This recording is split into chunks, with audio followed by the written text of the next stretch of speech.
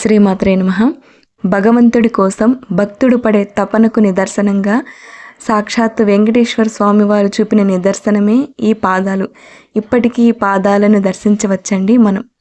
ఏమిటి పాదాల రహస్యం అంటే, ఒకానొకప్పుడు ఒక సిద్ధ మహాముని ఘోరమైన తపస్సు చేశాడు శ్రీ వెంకటేశ్వర స్వామి వారి కోసం. ఎన్నో సంవత్సరాలుగా తపస్సు చేస్తూ ఉంటే ఆకాశరాజు కుమార్తె అయినటువంటి పద్మావతి అమ్మవారిని శ్రీ వెంకటేశ్వర స్వామి వారు నారాయణవనంలో ఆయన వివాహమాడి వకులమాత ఆశ్రమానికి వెళ్ళే దారిలో ఈ సిద్ధమునికి దర్శనమిస్తారండి. అప్పుడు ఆయన ఇక్కడ దర్శనమిచ్చినప్పుడు అప్పుడు పడిన పాదాలే ఈ పాదాలు. కొండల నడుమ ఈ పాదాలు కొండ పైన ఉంటాయండి. అద్భుతమని చెప్పచ్చు. ఎంత బాగుంటుందంటే అది చెప్పతరం కాదు, అసలు అది అనుభవిస్తేనే తెలుస్తుంది. ఇకపోతే ఏమిటి ఈ క్షేత్ర వైభవం అని అంటే, ఆ సిద్ధమని కోరిక మేరకు స్వామివారు అభయహస్తంతో ఇక్కడ శ్రీ ప్రసన్న వెంకటేశ్వర స్వామి వారిగా వెలసి ఉన్నారండి. మామూలుగా అయితే తిరుమలలో కటిహస్తము వరదహస్తం ఉంటుంది. అంటే స్వామివారు తన పాదాలను చూపిస్తారనమాట. ఈ జన్మలో నా పాదాలను పట్టుకో, మరో జన్మ ముట్టుకోవు అని అర్థం. అంటే ఆయన యొక్క పాదాలు శరణాగతి చేసినట్లయితే మనము ఇంకా ఆయనలో కలుపుకుంటాడు, మోక్షాన్ని ప్రసాదిస్తాడన్నమాట. అది దాని అంతరార్థం, అది ఆ హస్తం యొక్క.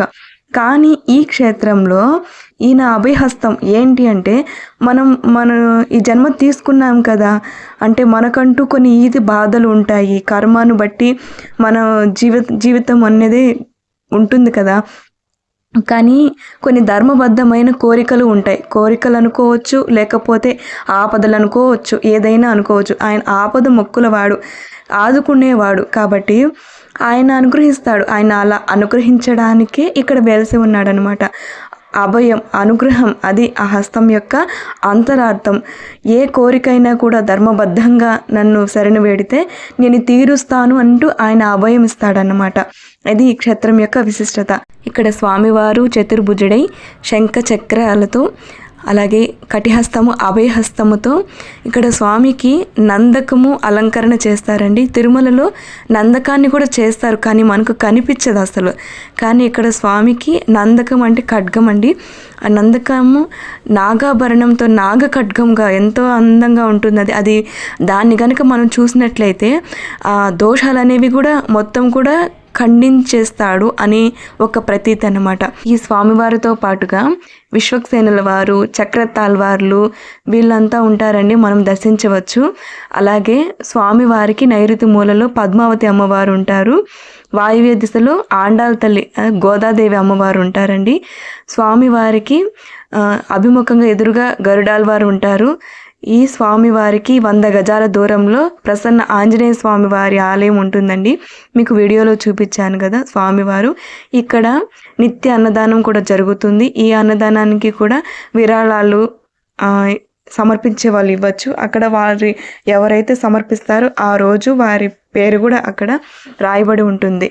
ఇకపోతే ఇక్కడ తిరుమలలో అలాగే తిరుచానూరులో జరిగే విధంగా ఉత్సవాలన్నీ కూడా ఈ కార్వేటి నగరం 1000 సంవత్సరాలకు పైన ఎంతో ప్రసిద్ధి చెందినటువంటి కార్వేటి నగర రాజులు ఈ క్షేత్రాన్ని గుర్తించి ఈ క్షేత్రానికి తిరుమలలో జరిగినట్లుగా ఉత్సవాలు కానీ, సేవలు కానీ, ఇక్కడ పవిత్రోత్సవాలు కానీ, బ్రహ్మోత్సవాలు కానీ, ఉత్సవాలు ఇప్పటికీ జరుగుతున్నాయండి.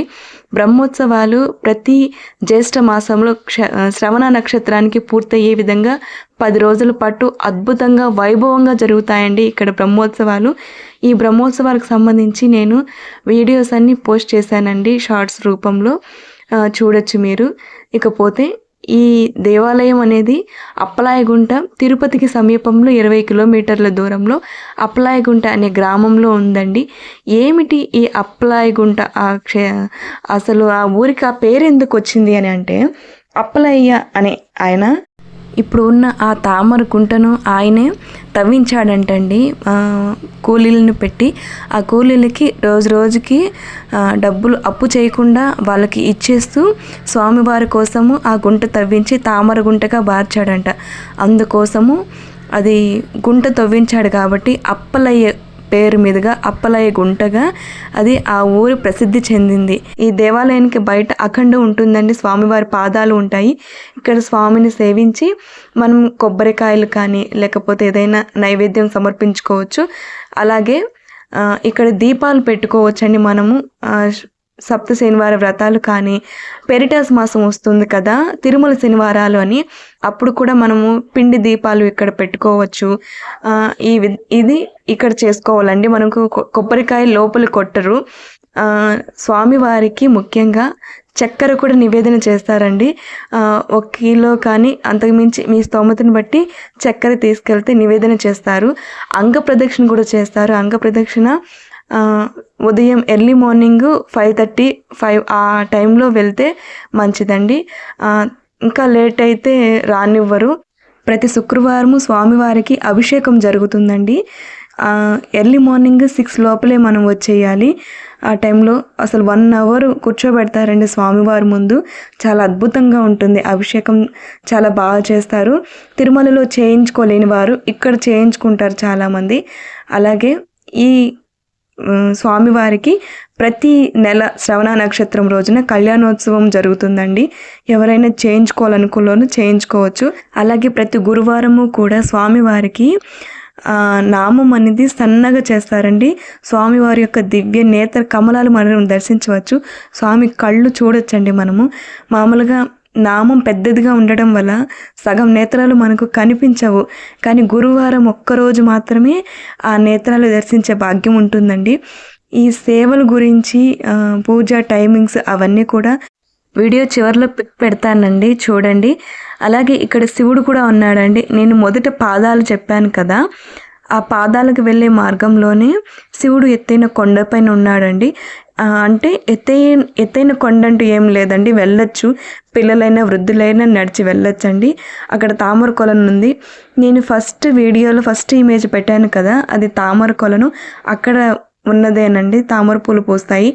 అసలు చుట్టూ కొండలు, ఎత్తైన కొండలు, ఆ పచ్చని పంట పొలాల్లో తామర కొలనులు ఈ ఊర్లోనే 2 ఉన్నాయండి. కింద స్వామి అంటే దేవాలయం ముందర ఒక కొలను ఉంటుంది, పైన కొండపైన శివుడి దేవాలయం దగ్గర ఇంకొక కొలను ఉంటుందండి. చాలా అద్భుతంగా ఉంటుంది. శివుని దర్శనం చేసుకొని అక్కడి నుంచే ఆ పాదాలు కూడా దర్శనం చేయవచ్చు. అక్కడ అడిగితే చెప్తారండి. కొండపై ఉన్న శివాలయానికి వెహికల్లో కూడా వెళ్ళొచ్చండి. ఈ క్షేత్రం అనేది 108 విష్ణువు యొక్క దివ్య దేశాలలో ఒక క్షేత్రం కూడా చెప్పచ్చు. మీకు ఏదైనా ఉంటే డౌట్స్ ఉంటే కామెంట్ చేయండి, రిప్లై ఇస్తాను. శ్రీమాత్రే నమః.